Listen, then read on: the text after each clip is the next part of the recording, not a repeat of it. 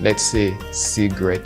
So it is a brain condition when someone gets addicted. So what happens when addiction occurs is that the individual start having chemical imbalance in their brain. They may not know because it is not something they can see physically, but that is what is happening internally.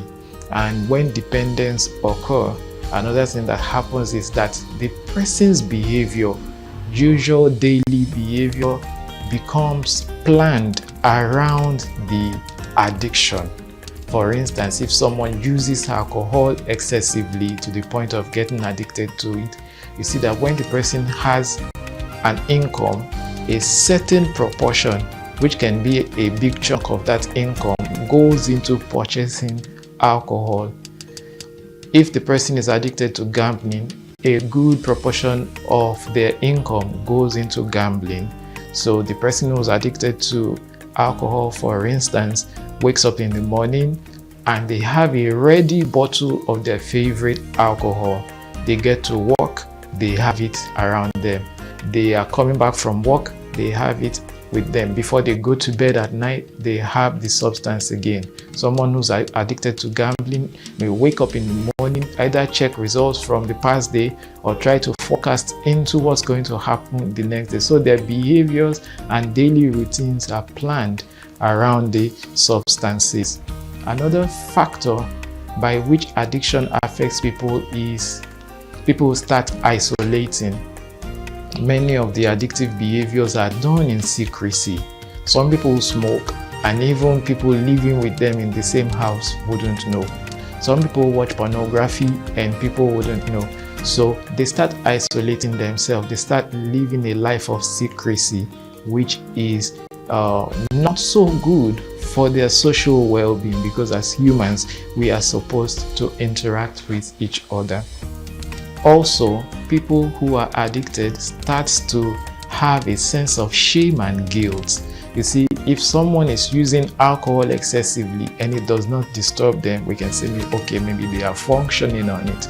But when they start having guilt, which often come from watching pornography, from gambling, from gaming too much, people start having this sense of shame and guilt, and it affects their esteem. It affects the way they relate with other people.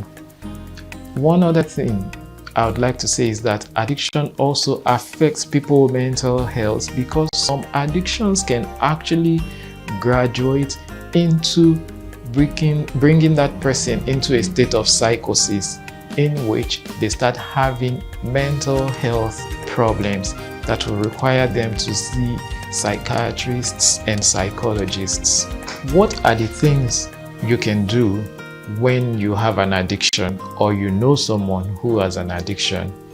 The first thing is that the individual needs to acknowledge that they have an addiction, that they have a problem, and that is where it becomes dicey. Many people who are already addicted to substances or any other addictive behavior hardly believe that it's a problem. They see the ways it has affected them, maybe how much they have spent into funding the addictive behavior, or the social and economic or even legal problems it has gotten them into, but they don't seem to agree that they have a problem. So anyone that will actually receive effective help in managing their addictions need to first of all acknowledge that there's a problem, that the level of my alcohol use, for instance, is exposing me to a lot of social, health, legal, or any form of problems. So it's important that people acknowledge that they have a problem. So after that, the next thing that you can do when you have an addiction is to seek professional help. You see, addiction is something you can get into by yourself, but you can hardly get out of it by yourself.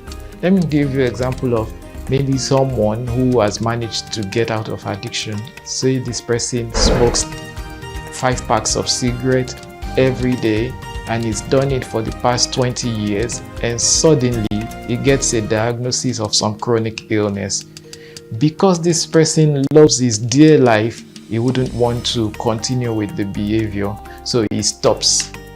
But stopping like that, you can say you are doing it out of will, but other health problems may start coming up, one of which is withdrawal syndrome, which you cannot manage by yourself.